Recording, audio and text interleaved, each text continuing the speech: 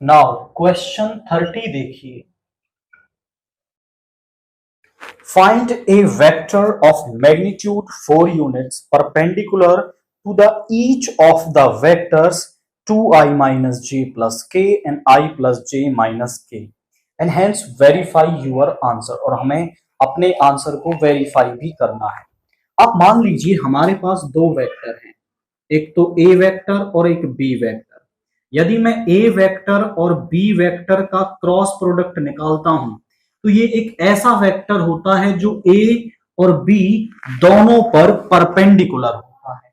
यानी दो वेक्टर्स पर परपेंडिकुलर वेक्टर निकालना है तो हम उनका क्रॉस प्रोडक्ट निकाल देते हैं।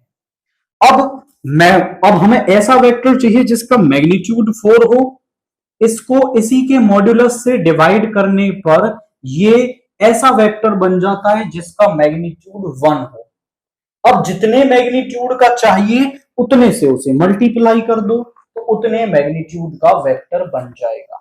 यानी जो वेक्टर्स दे रखे हैं उनका क्रॉस प्रोडक्ट निकालेंगे, उससे उसको डिवाइड करेंगे, 4 से मल्टीप्लाई करेंगे तो 4 मैग्नीट्यूड का वेक्टर मिल जाएगा जो दोनों ए और बी पर क्या होगा, परपेंडिकुलर होगा। अब यहां पर हम लिखते हैं गिवन वेक्टर्स आर।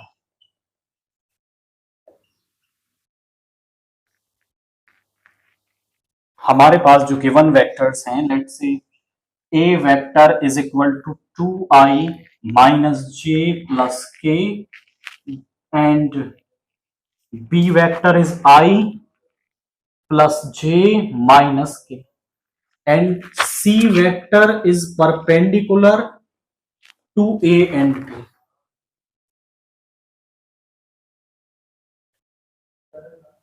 तो यहां पे हम सी वेक्टर निकाल लेते हैं।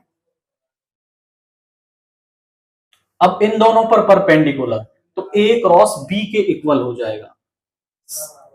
सी vector is equal to A cross B,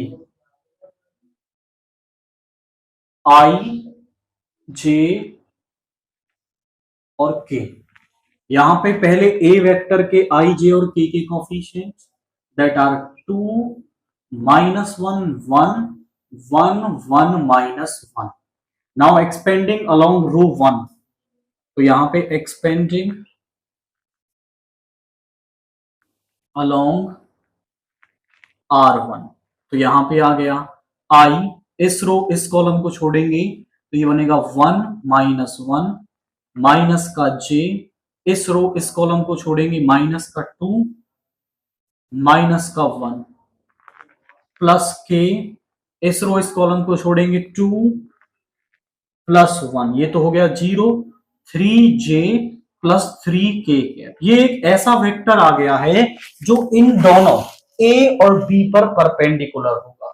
but हमें तो ऐसा वेक्टर चाहिए जो दोनों पर परपेंडिकुलर भी हो और जिसका मैग्नीट्यूड हमें 4 मिले। तो यहां पे हम मान लेते हैं कि लेट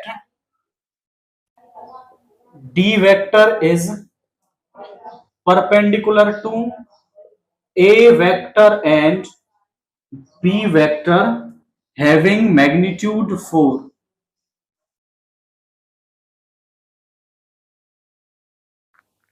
तो क्या करना पड़ेगा, डी वेक्टर को निकालने के लिए हम 4 से मल्टीप्लाई कर देंगे C vector upon C vector modulus को, या फिर आप कह सकते हो 4c कैप को।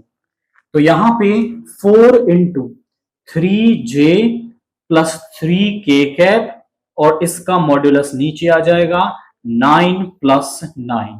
यहां पे आप देखें तो 3 बाहर ले सकते हैं दोनों में से, 4 इंटू 3i प्लस j और यहां पर है √18, उसको आप लिख सकते हो 9 इंटू 2, यानी 9 को बाहर लेंगे 4 इंटू 3j प्लस k, यहां पर है k।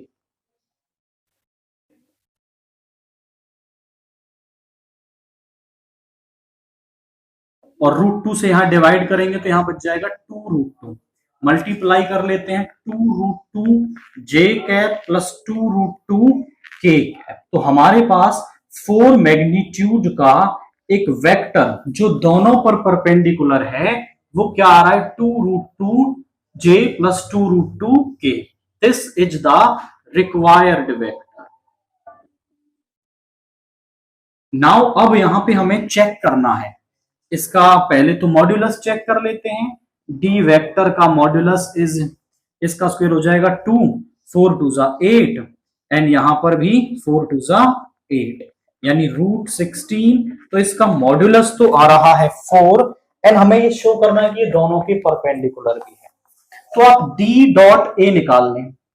डी डॉट ए निकालोगे तो 2√2 यहां तो जीरो हो जाएगा क्योंकि आई वाला पार्ट जीरो है, जीरो। ये हो गया आपका माइनस का 2√2 और यहां पे प्लस का 2√2 यानी कि 0। So which implies D vector is perpendicular to A vector.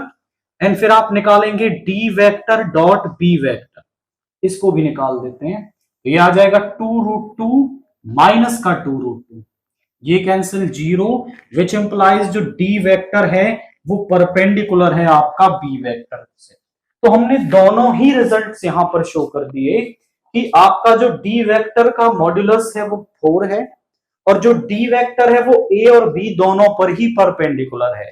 क्योंकि अगर किन्हीं भी दो वेक्टर्स का डॉट प्रोडक्ट 0 आ जाता है, दैट मींस वो क्या होते हैं, वो आपके परपेंडिकुलर होते हैं।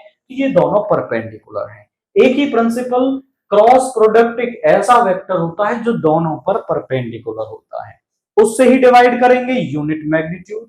4 चाहिए तो 4 से मल्टीप्लाई हमने कर दिया है।